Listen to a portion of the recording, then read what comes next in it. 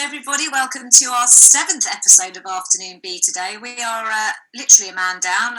Louis couldn't make today, but we have a guest of honour in his place, Teresa, who is joining us today, and we're really excited.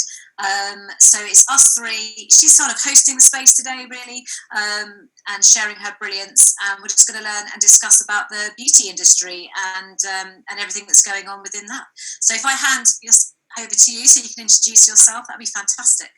Thank you very much. My name is Teresa Havvas. I'm a creative communication consultant and educator. I'm also head of brand for a beauty company called Lip Coats & Co, which where basically my brand's Lip Coat, which is the original lipstick sealer, and Brow Coat for your brows. They're tools for makeup. I mean, Lip Coat's been around now for over 70 years. It's a heritage family business based in the Cotswolds. And more recently, we introduced Brow Coat. I'd found out a little while back about how people were using the lipstick sealer on brow makeup to hold that in place. So we looked at a formula to really resolve that. So there was something specific for brows as well. But we are makeup tools to keep lipstick and brows in place. Brilliant. And I was just sort of revisiting, because we're really lucky that Teresa comes into the university and works really closely with some of our MA students and the third years in her sort of educational headspace. And I think one of the things she hasn't really peacocked about herself is that sort of the way she connects people, and about her company, The Advisory, and which is all about, I've got it here, it's all about the perception of people and brands, and it's creating that space of collaboration, conversation and connection. And I think that's a really important, so, you know, apart from obviously the lip coat and the beauty, there is that sort of collaborative nature, which again obviously fits really well to everything that we work towards too. And I tell you what I really loved is I was just looking at your LinkedIn profile just to make sure I was on the right message, and I just heard from Navaz, which obviously is one of our other fellow visiting tutors as well, and it says Teresa is a passionate advocate of meaningful marketing, a great people connector and committed mentor to the next generation of creatives and communicators. And I just thought that was really lovely, and I think that sort of really sums up part of you, not all of you by any means, because I don't think, you know, one can't be defined. I think we're going to talk about later on, after we've sort of had a discussion about the beauty. We'd really like to hear more about your new sort of adventure that you're sort of starting out on, which I think is a really exciting space.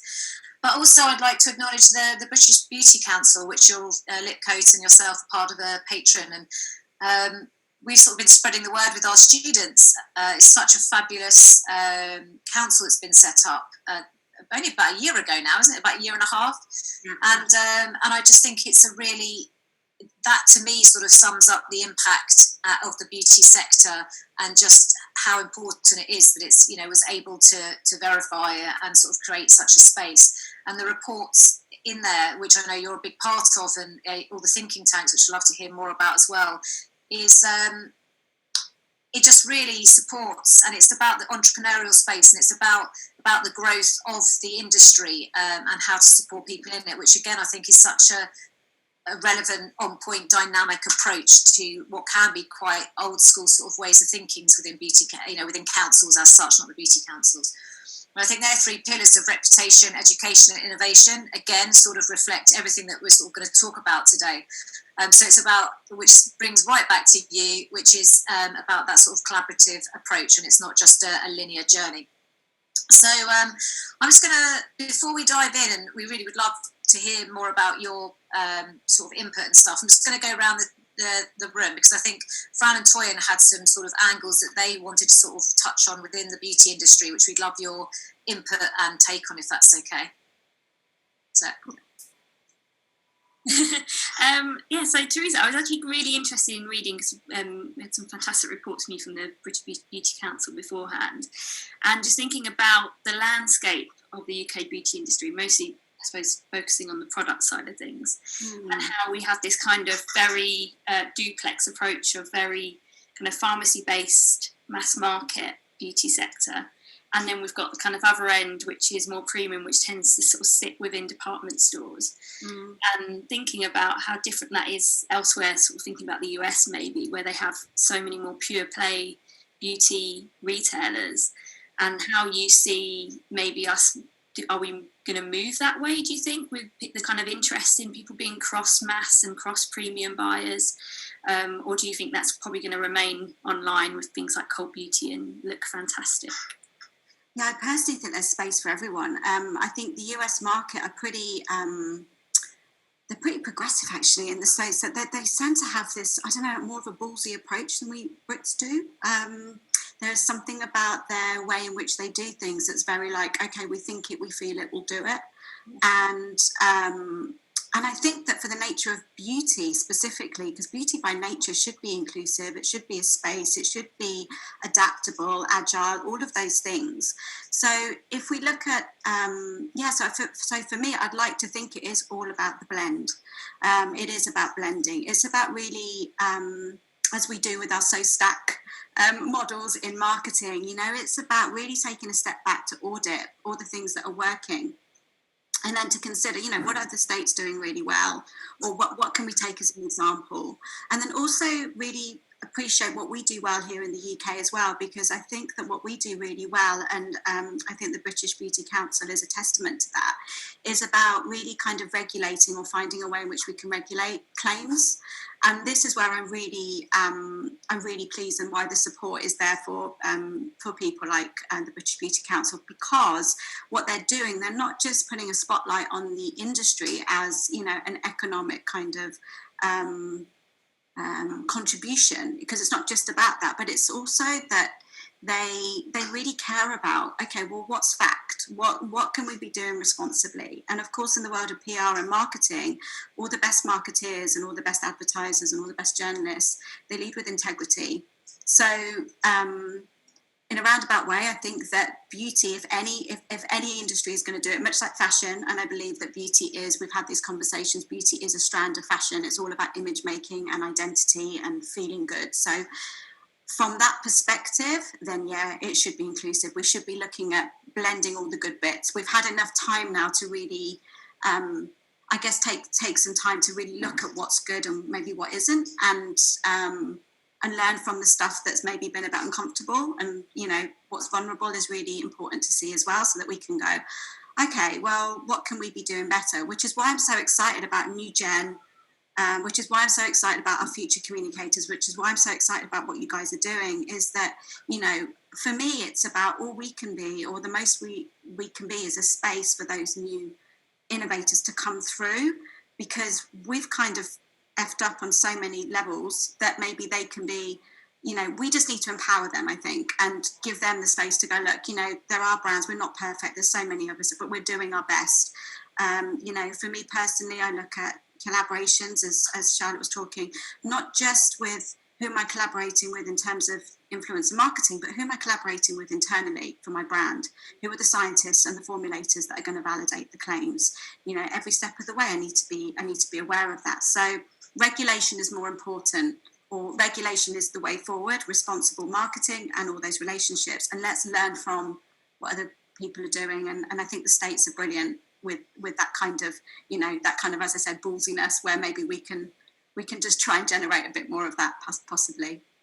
Yeah, I think that's interesting as well. And sorry, in terms of that kind of direct to consumer, because that does tend to be a bit more that space, like that ballsiness in terms of like Glossier and The Ordinary, sort of really taking the bull by the horns and making some great cult beauty buys through that as well. So yeah, really good point. Thank you.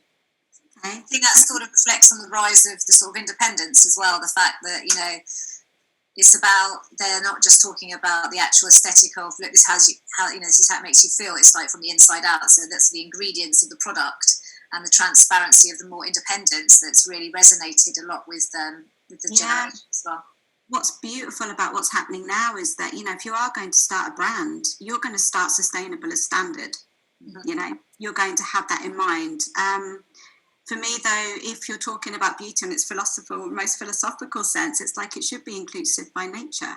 And I'm always surprised that we're still having these conversations. I mean, it's great that we have these conversations, but, you know, who is beauty by its very nature should be the space of us being able to go, look, it is for everyone and it's relatable, and let's look at all the different strands and make sure that we are acknowledging all the different people within that. So yeah. Toyin? So kind of like looking back over like the last couple of months with COVID and the lockdown and stuff like that, I think one of the things about beauty is it tends to buck the trend while everybody else kind of stops spending on things. Beauty is one area where we still continue to indulge and continue to invest in that.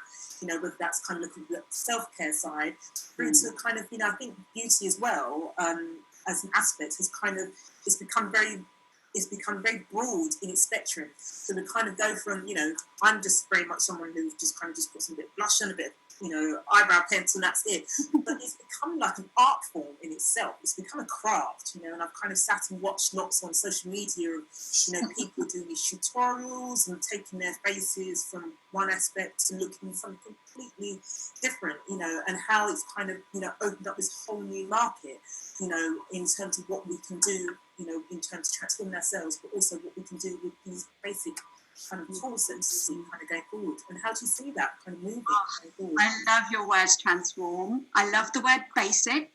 Seriously, like this was something that was brought up in the think tank actually that we did on inclusivity and beauty. Like there is this thing about, it is actually quite basic what we need to do, but somehow we overcomplicate everything.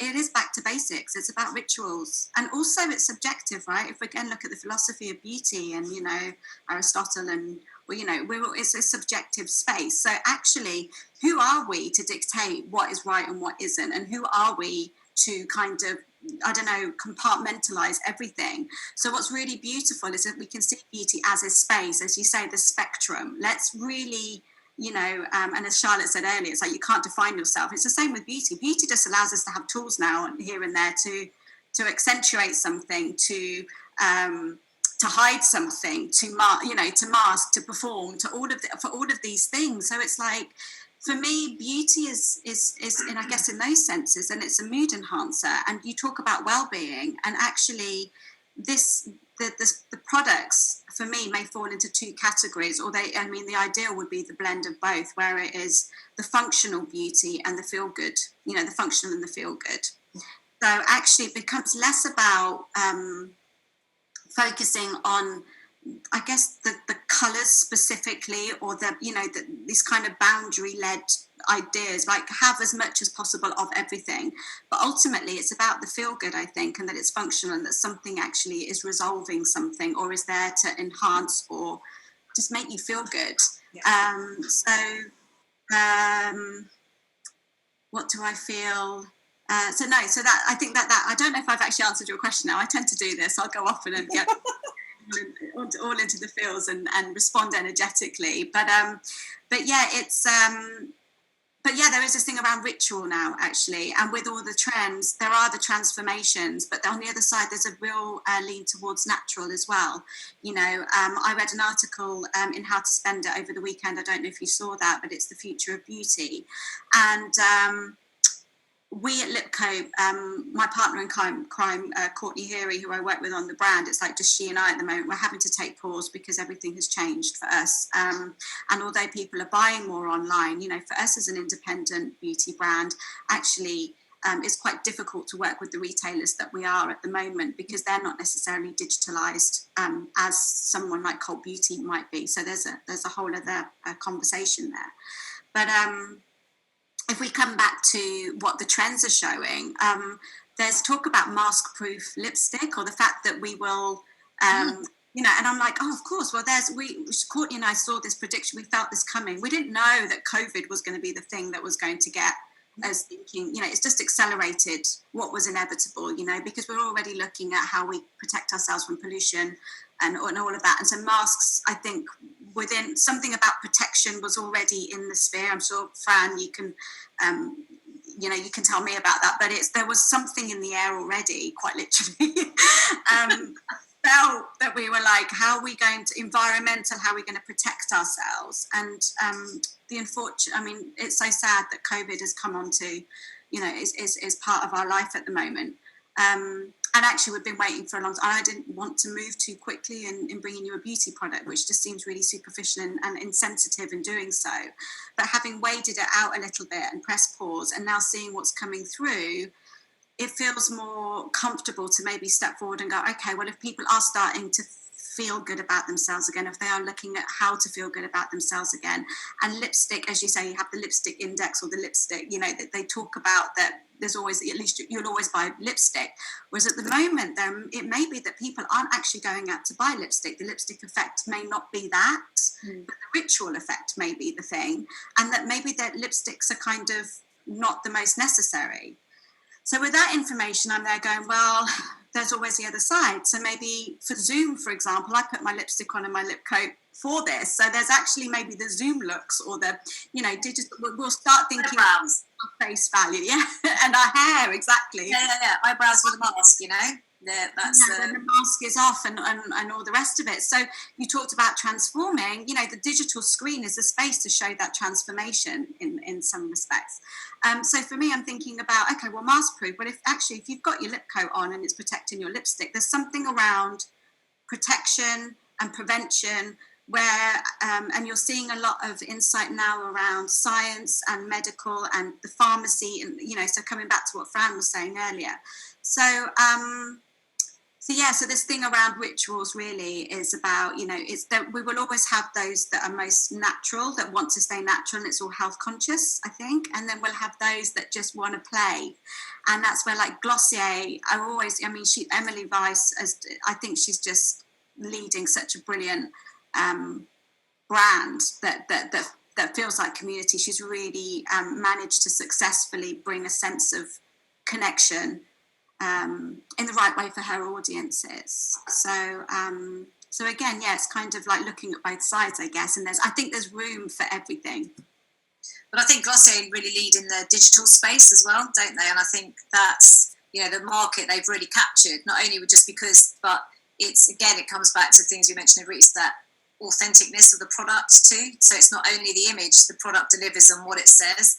So it is, that's, and that sort of really tapped into the sort of Gen Z and sort of later millennials. I think they just really, it was something that really spoke to them, because also the digital platformness of it, and not really being able to get it apart from the pop-up stores and all that kind of stuff. One of our ex-students, actually, she worked at the pop-up, didn't she, in London, and she said it was crazy, the queues, just to actually physically see the product. And it is incredible, and that was mainly through to the digital. But again, it's one thing having a digital presence, but if you don't have the backup story or the product to then deliver, there's all those other sort of online ones as well, aren't they? That take they just sort of take the samples or the the ones that don't quite make it, don't they, without any of the packaging and stuff like that. Yeah, and that's. That sort of gamble, I guess. It's a bit like a moved on version of Groupon. Do you know what I mean? It's that kind of, it's not, but it is that kind of, you don't quite know what you're getting, but you're going to buy into something that you wouldn't ordinarily do. But, their products are obviously of a high caliber to be as successful as they are. And they've stripped back all the branding. So it's completely about the fact that you're getting something that you wouldn't normally buy, but actually you don't care about the image of the packaging that it comes in. It's more the product and the secret knowing that you've got a really expensive product that and all that kind of all these same ingredients as would be. It's very it really taps into so many parts of the psyche. It's just, when you start breaking it down, and this is literally just the surface, it's incredible, isn't it? This is why there's room to keep talking beauty and communication. There is room for what we're doing, and it's part of that conversation. It's actually part of the fashion conversation, for sure. Beauty Pie is an amazing example of what you're talking about, Charlotte, as well. For me, there are some. I don't know if you're familiar with Beauty Pie at all. Introduced by So, this idea of, as you say, like all of the luxury ingredients, knowing you're getting something luxurious without necessarily paying the price tag, or you've got the beauty boxes themselves, like is it Glossy Box and Birchbox and all of those as well, where people still want to experiment and receive something that they can experiment with. Because remember, like for me, it's all about play as well. Like we'll come back to that word play.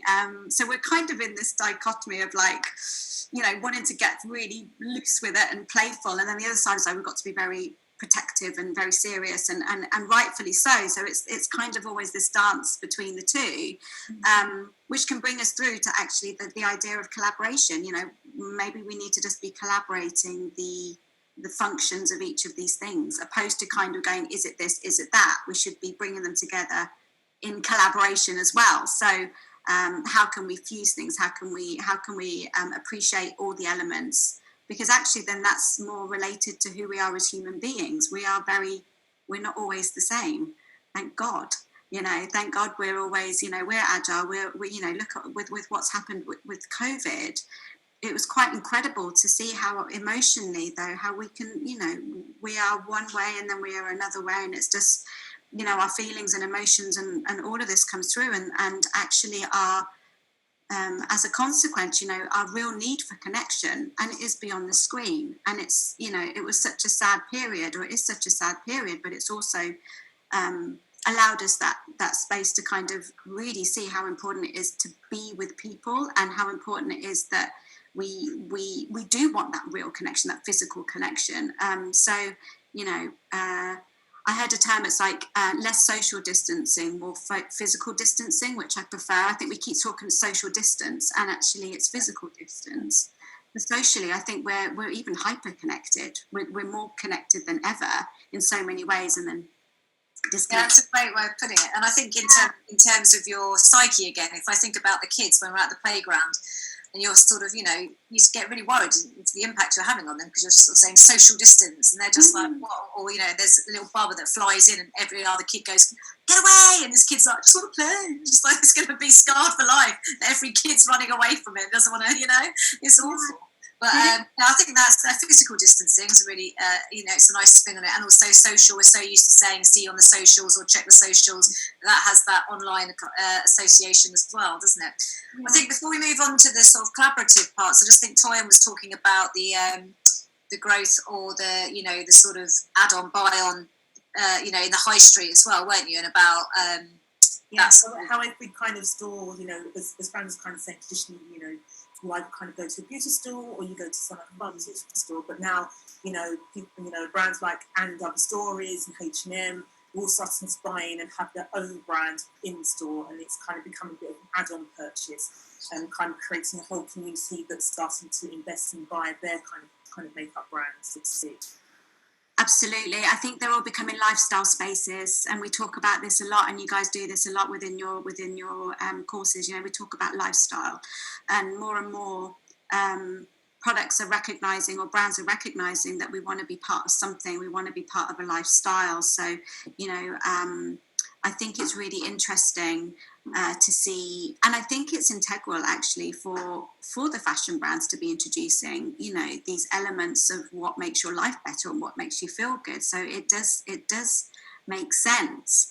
And I guess it's that kind of evolution of what used to be back in the day, of maybe like fragrances like being there, or, you know, where it started maybe with candles and something that was, I don't know, aroma led or something like that, whereas now it's it's all about body and being, and the wellness industry, or the well-being industry, has really kind of tapped into that. My friend Sarah Page, who she designs spaces for retail, and she talks a lot about how she sees the future being like pop-up spaces within spaces. You know, again, it's about that collaborative approach even between brands. And you know, if you're a smart store, you're going to offer your customers, you know, I was thinking about like convenience and you know, consciousness, basically. How are we going to marry the two together? So yeah, with experience too. Yeah, absolutely, and the experience economy is, you know, is fundamental. I think that you know, customer journeys, or the importance of touch points and connections that we often talk about during our lectures and our lessons is fundamental. And yes, it is. Lifestyle is part of the experience economy. Natasha Radcliffe Thomas talks about this in her book, and and I think it's integral, and I think it's important that if you recognise what your customers need, or your consumers need, or your audience need, then you're going to, of course, do your best to give them that space to host it. What's going to be really interesting is that I think stores will become more playful, or more of an experience-led opportunity, and a storytelling space, opposed to it being the destination for buying. It will be the destination. It's going to be like they're sort of like the flagship. Yeah, they're sort of showing their wares, basically, aren't they? And sort of, this is what, if you buy here, this is what you're buying into. This is us, and it's more like it's almost like a catwalk show. Absolutely. Like a curated sort of show. It needs to be. But on that, just a thought that's just come into my head. But obviously, at the moment, we're not really allowed to touch anything, or what is? I mean, that must have. So hang on, just pause. So in one sense, it's really good that the sort of Glossiers of this world started that innovation where you just bought product offline, and and that was kind of it, and Beauty Pie and all that kind of stuff. So there was always that. There was quite a large chunk of the sector, of the consumer sector, sort of consumers that were too nervous to do that, because they've always been able to go and play and explore, go and get their face done, to try the product out before they bought it. There's that's quite a big part of that process, isn't it? Well, I'm going to spend some money, or I'm going to do that, I want to try it before I buy it. So I think that in terms of the sort of, the younger generation, or that sort of generation, they're a lot more open to it. But how does that, this is something that, especially with beauty, like you're saying, that play, how do you capture that in store when you're not allowed to touch anything, or test stuff?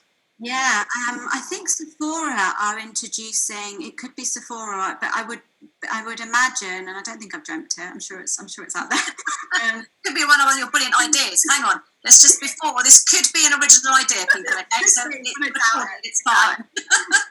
I'm sure I didn't do it, because what it. I'd never switch off. But I think it was a store like Sephora, and again in the States, you are introducing assistants. Like your store assistants are actually the advisors, or the individual will come around with you and ensure that everything is done safely. So you will have an assistant in store that will maybe, it's going to be really lovely. It's actually going to become more personalised in store in some respects, perhaps, whereby you'll enter the store, it may be by appointment only, and you will be taken around. So there will be maybe a slower, more conscious process.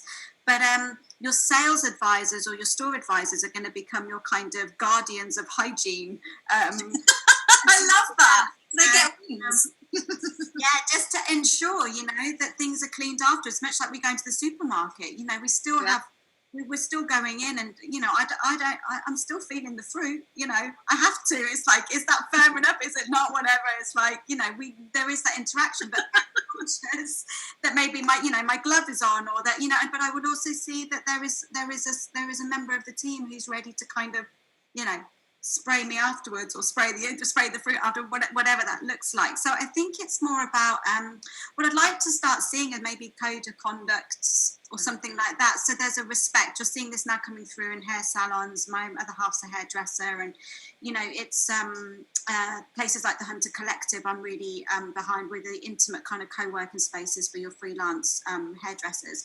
So places, I think stores will just have to become more conscious or mindful, I guess, of their space and how many people they'll obviously let in. And then I think that you would be wonderfully accompanied by an advisor who is going to basically sterilise you every step of the way. Like, so like perfume. Organically. There'd be like sanitizer spritzes. Absolutely. And then that's an invitation to call brilliant formulators and scientists, to do the most mindful to do the, we'll be like looking at, well, if we're going to keep using sanitizers, which are the most general, you're not going to kind of compromise other things. So, that's where I think the scientists are going to be the most important. I mean, we work with a formulator who is, high sustainability, Barbara Alicio, and it's like, with all of these conversations, it's like there's always going to be something we're going to then need to do. But the store experience, the trying, I think people will think twice as well. Like, you'll be really mindful about what you want to try. Whereas, you know, before you just kind of put your hands everywhere and, you know, but now you're seeing people to sort of step back and look, I'm certainly doing that. You may, if you watch yourself, I'm sure that kind of natural reaction just to go and sort of grab is less so. It's kind of like, do I really want to touch that jar, or do I really want to, you know, do I need to pick that up? Which is quite interesting. What about I'm like the what you know, because I don't buy very much makeup. I'm quite basic, as I say. But when I do decide to kind of go and buy makeup, I tend to kind of go into, I don't know, department store, into a brand, to just kind of go, show me what to do. And I sit on a chair, and then someone kind of just, you know, some makeup artist kind of goes, right, okay, let's go.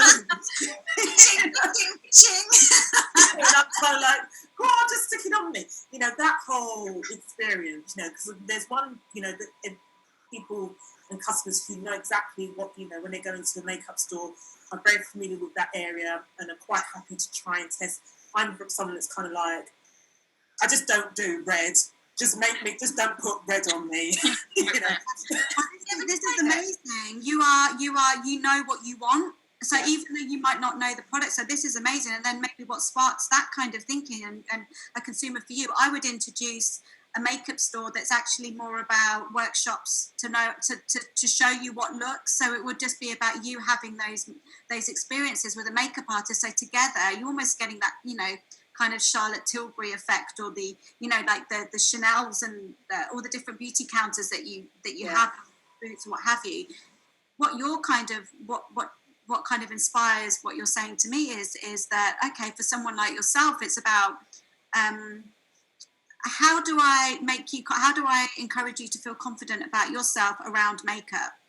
And, you know, you would be my perfect kind of client as well, because I'd be like, I'll get a red for you. A lady did get me a red. She got me a Russian red in one of the makeup brands a couple of months ago, and I was like, actually, it's not that bad. Yeah, exactly. And I think, you know, and I love all that. I used to work for Virgin V back in the day, which was Richard Branson's beauty thing. And I was with Pixie as well before they became, you know, I was doing the Topshop concession with them. I've always been into makeup, and I've loved working with clients who just are themselves. They come in, they want the basics, but then maybe it's an occasion that they might want to try something new. So I think we're just going to get back to good old-fashioned customer service, or just being mindful of the people that come through the door, and really be there for Toyin, you know, and really be there for Charlotte, and really be there for Fran, and be like, you know, we're going to have, maybe, again, that's where the beauty salons really come. We're going to see maybe more beauty salons perhaps selling the products, opposed to... Yeah, that kind of comes back to those brands collaborating again, isn't it? Because if you think of, like, you know, somewhere like something like Benefit, that is that sort of mid-market product that's also got the sort of tongue-in-cheek and the personality, but they've got the brow bar, and they've got, you know, they advisory, and they've got, you know, they're sort of industry sort of looking people, but it's all one product. Whereas, you know, the successes behind sort of Space MK and, you know, things like Sephora and stuff, not only because of the you know, the sort of breadth and depth of pricing and products, it's also the fact that you can go in there and you can buy from 3 or 4 different, you know, well, loads of companies and sort of products without feeling judged or you know, penalised for saying, oh, when you go, the only thing when you go into department stores is they all have their own concessions, don't they?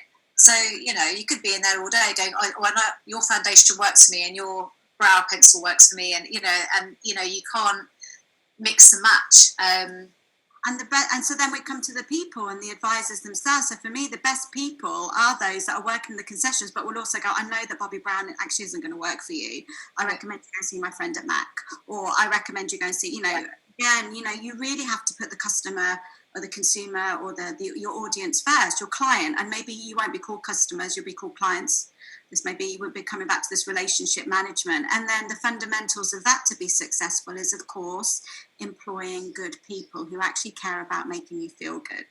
Yeah. Now, the industry with concessions, my experience of that is there are a lot of temps working in those spaces, and they don't necessarily have the experience, or they don't have the, they're there just, okay, so that it kind of gets a bit political, but it's like they're not necessarily there for wanting to work in the industry. They're there because it's something to do to earn money, and then, you know, so if you haven't got for me, the fundamentals, like one of the key elements of building a good brand is not just looking at the people you want to sell to, but the people who actually represent you from the shop floor. And the shop floor is actually your biggest, that's the drive. So many times you see brands kind of falling short because they haven't put the most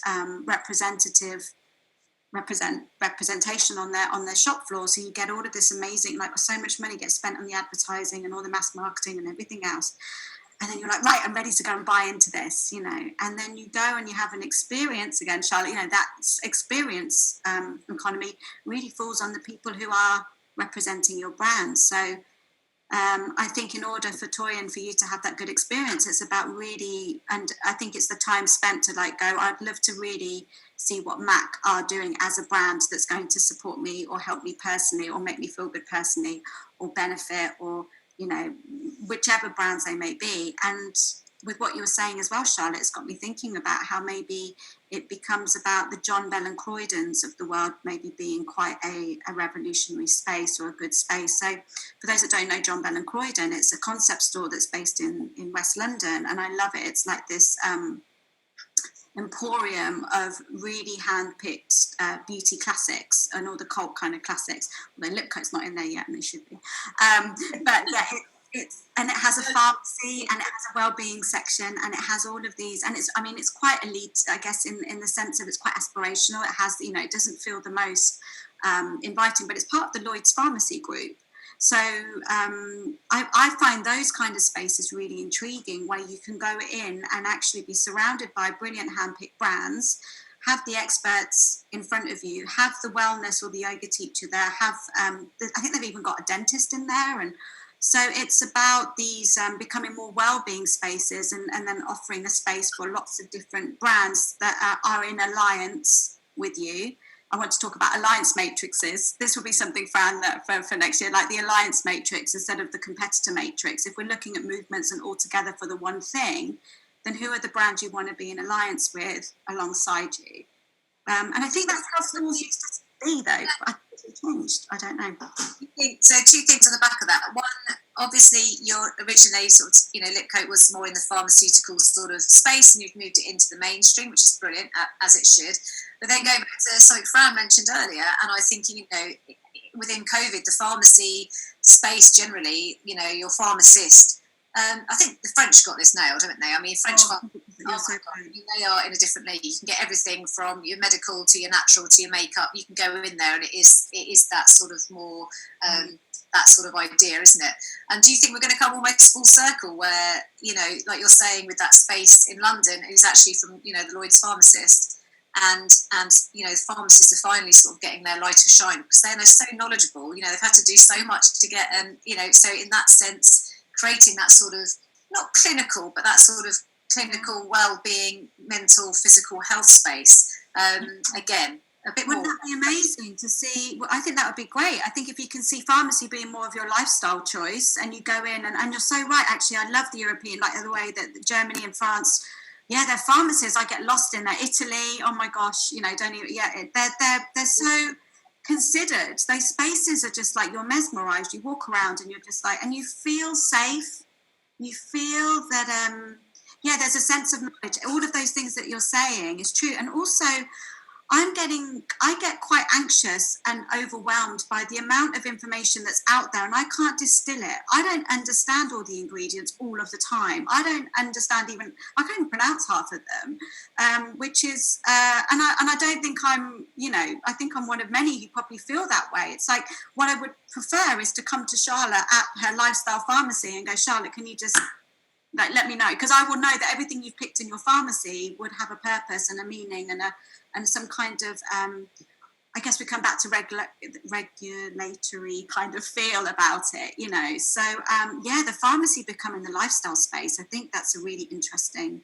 But I almost feel like, there's already a business model out there, like you just tapped into as well, about the idea of the salon. That is the hugest opportunity missed in the whole beauty sector, because what you were saying about the expertise and the need to have sort of legislation and things and rules and authenticity of what you're doing. You know, the people, the hairdressers, the beauticians out there, they do know this, and they are in it for the long term.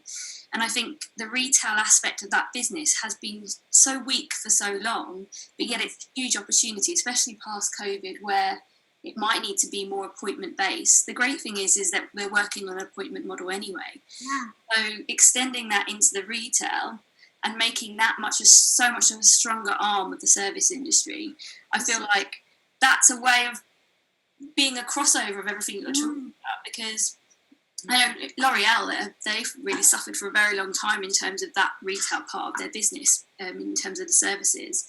And it's just interesting sort of hearing all of the things that we're going to struggle with in terms of play, and how do we play with products, how do we also feel safe, how do we have that aspect of ritual, how do we understand the ingredients. And these people are kind of the gateway to that, as well as keeping us safe while we do it. And then there's also that idea that, you know, making those spaces more experiential, because I think there's still that idea that, you know, that kind of counter service idea that maybe you're being sold to on a commission based thing, and you don't necessarily trust that they're doing it because that's right for your hair or that's right for your skin, and moving away from that sort of suspicious aspect that I think people do feel like when they're being sold to. Absolutely. So is it like blockchain kind of mechanic? It's like, you know, we I think all the best people that do it, or the people that I think do it really well, actually, I've never done it. Like when it's, the moment I get told KPIs, targets, get these amount of people, I get really put off. I'm always like, let me just take care of the brand and the people will come. Yeah, but I think that's one of, I've just listened to a sort of few podcasts over the years, and Benefit, where there was, Life and Lipstick. I loved it. Did you listen to that? Brilliant. Such one of my favourite podcasts ever. Anyway, and I learned quite a lot about the industry from those guys. And she was talking about, that was, I mean, obviously they had their KPIs, but at Benefit, when she was sort of leading it, she said, but it was about that, you know, about the people. And it was about the making people feel good and getting the right product. It wasn't about, I'd rather they walked out with one and were incredibly happy because they're going to come back and buy more. And it was about getting them, and they might not buy anything, but they're buying into the brand, and they're buying into the people, which is what you're saying. Going back to what you were saying earlier, the impact of Squarespace. So the KPIs, and this is, you know, probably a bit curveball from what we're saying, but I think one of the things that's going to be the divide is we're here, and we agree that people on the you know, the front line are going to be the face, but that's quite a big knock-on effect to the supply chain above, because they're all thinking about their bottom line, and they're thinking, well, to manage this space, we have to sell this many products in this amount of time. And what we're saying is we're sort of going from the inside out, and or the outside in, more like, you know, get the customer to, yeah, exactly, get in. Donut, we're going back to the donut, funny. All about the donut economy, right? So, but it's like, get that bit right, and the product will sell itself because they're buying into it. But I think there's going to be quite, you know, when you were saying about booking appointments, I was there visually. I was like, this sounds really good. It sounds really approachable. You can have very different, you can have the elitist, you can have the super drugs, you know, you can have all of that doing it. And I think it's a really exciting prospect because they're kind of being forced into it. So enhance it and make it a thing. But the counters, I think, would suffer because they're under such pressure of product per square foot, per, you know, you have to sell this product. And to create that experience where you'd probably end up getting a more lifelong investment, that's gonna rock a few supply chain belts, and you know, the up and down, like we were talking about in terms of you know, company organisations and stuff like that, because that won't make sense on a spreadsheet. You know? Yeah, and this will always be I think this is always the challenge that all businesses have, you know, about, you know, meeting your bottom line kind of I think it's about patience, and I think it's about it's just about slowing things down or waiting long enough to see that this actually is a long-term thing. We think about the industry, it started as a service industry. We started this way, did we not? You know, at the end of the day, you met with someone, or we did Avon, and you got it into your house and you chatted with your friends, and, you know, it was all around a service industry. I still today, like, I rely on those who do my facial, for example, whenever I go for a facial, I rely on my Eva and Livia, who are my, you know, they take care of me. You know, these individuals will make the recommendations because they my skin. And so there is something about the service industry becoming that kind of council themselves. But this is, again, nothing new. This is coming back to toying the basics, coming back to basics. And from another perspective, it is all basic. It is quite like, we want our basic products, our 5 products, and then we want everything else just to kind of, enrich our lifestyles, which is why it all comes into that sphere again. But yeah, I think that this is always the challenge I have with my finance. I work with an accountant, like, my MD, he's an accountant, and it's always about, and I get incredibly frustrated at that always being the thing that I have to, it's always really difficult. That dance is really difficult. And actually, you need a lot of money to successfully get out there. And that's the reality, especially as an independent business. I don't know, I work with young brands all the time. And, the hardest thing is, getting a listing in a store. It's not just the store will like you, but they want you to pay a shitload of money to be listed.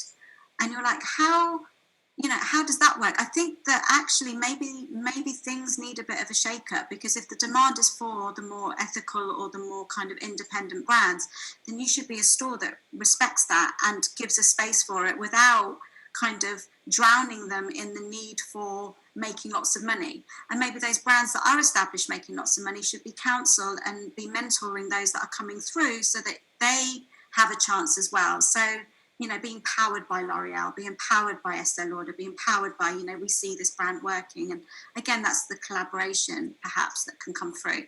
But that's that's the ideal world. But, I think what social media does is quite interesting, because I think we can make massive judgments on, what we see on the screen and think, oh, they're not doing that, or they're just. Behind the scenes, as you said, Charlotte, it's incredibly complicated. Yeah. It's so complicated. The reason that I'm very lucky to work with, it's me and my MD, and at the end of the day, it's he and I that will have the discussions, shall we say. And I learn a lot from that, though, because you have to be commercial. At the end of the day, you're still a business. So how can you be good business? And then this is where I'm really intrigued now by talking about B Corp beauty, or B Corporation, benefit corporation, where at the heart of that, it's all about, are we doing the best for the people? Are we putting people first? Are we putting planet first? Are we putting profit? And we're making profit in a good way. I'm an advocate for everyone doing what they love and earning money from it, which is why I love the creative industries. It should be appreciated more, that we all get paid well for doing what we love, and that then contributes to a more kind of beautiful world outside. But yeah, it's very complex. It's definitely, there's so many layers to this, and so many, you've got your supply chains, you've got, so even between me and my, my MD, there's that conversation, but then I then have to speak to buyers and category managers and merchandisers, and then they're not all talking to each other. Yeah. It's a whole other conversation, which is why beauty communication needs to be, because I think that actually in including beauty comms within, within the whole fashion and lifestyle marketing mix, it's really important for us to understand that business as well, or just to acknowledge that business and how we can best navigate it. Because I think it is different to the fashion supply chains. I think it is different. I'm not sure. It doesn't all the same way. Thinking about that sort of collaborations, the new competition aspect, and that idea of, like, instead of thinking about your competitors, thinking about the space that you want to exist in. I think sometimes that is also to do with this. We've had this problem in the beauty industry of this constant, like, new product development kind of like almost pandemic that's kind of taken across the beauty industry, with everybody trying to cross over everybody else's space. And, kind of what do you think about that? I mean, it works for Beauty Pie because that's what they do. They deal with newness, they deal with play, and that's what they're doing. But if we're talking about, other brands that, may have started in, like, sort of facial oils, but then they start to just develop that brand, and then they start to take over more space. What do you think about the models that tend to be more reserved? Do you think that they're going to be better at that kind of collaboration because they've got a very unique space, and then they'll be better kind of I suppose space partners with other people that are doing something else, and rather than everybody having 100 SKUs per quarter or whatever? I get that. I think it will come back to retailers really investing in their teams, to be educated about all the products that are existing in their space, much like the good old days of Selfridges, when Selfridges were, I got that from their series, by the way, of all, like, but it felt like this, the Selfridges model in the beginning was very clear about, we employ these types of people who will understand the products the right way and understand what fits and what kind of suits. So I think that's all about retailers really taking responsibility as them. So retailers need to take responsibility for themselves as a brand. How do they want to be as a brand, not just to who are the brands they're housing? I hope that makes sense. So, for me, it's like, yes, there will be struggle with retail, but retail for a long time, in my opinion, have needed to wake up, especially the bigger. It's about, how are you being as a brand? Because the consumer or the customer or your audience want to, again, buy into a lifestyle. So who are you being as a brand, as a retailer, that really is showing that you care about what your customer wants and that you're going to give them the very best, not because someone has paid you a lot of money to be seen in your store, but because there's an actual genuine relationship there. So it is quite tricky because, and again, that's why it comes to people, because more often than not, there will be I've met so many amazing individuals who work in retail who have that real vision for collaboration and working together and building something that everyone's aligned to. But then you also have individuals who are not looking at that. And for me, there needs to be some kind of, just to reflect on it, no judgment. It's just that, okay, well, if we really want retail to work now, we have to maybe step back and not just think about retail being a space to hold lots of different brands, but actually, who are you as a brand, as a retail brand being? Yeah. What are you saying? I mean, Boots has Boots, Superdrug, they have their kind of really big advertising messages and campaigns, but how much of that do we actually see reflected in their stores? Mm-hmm. The whole kind of feel good, we care about you. You will only find that in the individuals. I will see it sometimes in Boots, and I won't see it all the time in Boots. Or I see some, and I can't tell you which retailer is best, but what I can tell you is the experience, coming back to you, Charlotte, I can tell you where I had a really good experience based on the person that was actually there to listen and give me something that I needed. So retailers, I think, need to, out of all of this, I think that they're the ones to really reflect, perhaps, and just sense check what's going on, and really get to the shop floor, and really trust that everybody who's working there is all part of the same, has the same kind of, they're all on the same page, basically. I'm just aware of time, so has anyone else got anything else? That was really, really interesting, and sort of, I love the fact that we went off. We haven't really had loads of time to talk about the collaborative lens. I think we're going to have to come back, if that's all right. Yeah, no, that would be a pleasure. And also, I need to give credit. I heard about the physical distancing from, I think it was on Virgin Radio with Chris Evans, so that's not a me thing. I always have to just say that, because, yeah, I love that. I love that whole kind of, the physical distance, but we're still connected. Yeah. Toyin, is there anything we've missed, or you sort of think you wanted to add on? Yeah, no, I think we've kind of covered everything, definitely. It'd be interesting to see how the beauty landscape kind of evolves out of this pandemic, and how people like me kind of fit into that, because as I say, I'm not someone that kind of goes out and has that kind of play experience, but I'm very much kind of like, I need someone to hold my hand and kind of give me, go into store and have the full experience with someone, and, the whole kind of buying. And okay, so you need a cycle helmet and she needs some red lipstick, okay? Sorry? Cycle helmet and some red lipstick. Isn't getting bigger for me.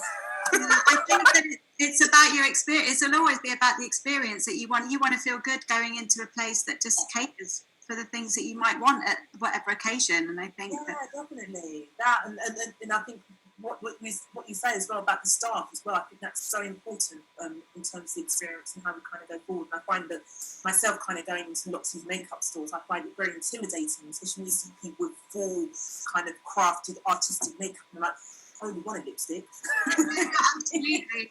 And one last final thing, we talked about digitalisation. If we're looking at the new marketing mix by Olga Metafelner, which I know you've got, she talks about the P's being replaced with the D's, and I'll just go straight into promotion, because PR is being replaced with digitalisation, or that's her, which I agree with. So it kind of chimes in with everything that we've been discussing. at the end of the day, whether you're front facing or behind the scenes, it's all PR. It's all about relationships and representing something. And digitalization will be probably the first port of call now. So everything is becoming more digitalized. So how can we enhance an experience as you promote it? And it starts with the floor, and it starts with people, and then it's about how then you share that message through the new channels that are digital, and how you can kind of integrate the two as well, without losing the basic sense of just being human and making people feel good. Yeah. I think, that is, and I think that sort of product, I mean, if you focus just on the facial area itself, think how many products and hair, makeup, eyebrows, beards, ears, you think of how much you can capture digitally. I think you were saying earlier, Toyin, you've often lost yourself in TikTok because you can just, that kind of whole situation of, just in these little boxes, just your face on its own, and how you can just digitally PR that would be, that's amazing in itself, isn't it? And I love the exchange of product for design as well in that 4Ds, because I think the one thing that's won out for me is, I just wanted to shout this out as well, this is my little Lush refillable lipstick, which actually, as a product, the lipstick isn't the best lipstick I've ever had. But I bought into it because the design, the packaging, what they believe in, has won me over than my favourite lip shade. And I think that is something that's going to massively crash through the beauty industry, is people realising that the product, the actual, not just the product itself, it's actually how it's packaged and what your beliefs are, is all part of that. It's design, isn't it? Absolutely, and that again comes back into experience. Yeah. Exactly. You want it to feel good, and you want it to, and that is beauty. Beauty and design are like, they're interlinked. Yeah, exactly. Yeah, thank you, Teresa. Oh, thanks for having me, guys. Yeah, I really enjoyed that. Thank you. I'm going to wrap up. And so we've got episode 8 next week. I can't honestly believe it. I think we sort of discussed that we'll probably go up to a random 9 on this first series. So we've got a couple more weeks, and then we might get a few. We might get a few specials over the summer. We've got a few things lined up, and then we're planning on coming back with a vengeance for series 2 in September, which is really exciting. But for now, we've got a couple left. And next week, Louis back, and he's also hosting. And I think he's going. We don't know if it's going to be pre-recorded again or live, but he's going to do with Leah from Underpinned. They're going to do a special. So I'm not sure whether we'll be in or they're overtaking. I'm not sure, but either way, we'll definitely see you in 2 weeks' time for. I think you're hosting that one, are you, Fran? Was it Toyin? I think it's me in 2 weeks, isn't it? Yeah, Fran's ending so that will be the last one so we can have some kind of hollywood. But I can't thank you enough for today, Teresa. It was brilliant, really interesting, great conversation, and I like the way we took it all, and it was it was brilliant. So yes, please come back and we'll talk about collaborative lens. That'd be lovely. Oh, thank you so much, guys. And Toyin, so lovely to meet you finally, even though these are our new meetings now, aren't they, on screen? It's like, how did you guys meet? Yeah, I met her on Zoom, They're the conversation back in the day, back in the day when we were on Zoom. Yeah, exactly. All right then, guys, I'm going to say goodbye, and thank you very much. Thank you so much. Thank you, Fran. Thank you, Charlotte, as well. Thank you. Bye-bye. Bye. Bye. She says bye. Hang on. Awkward.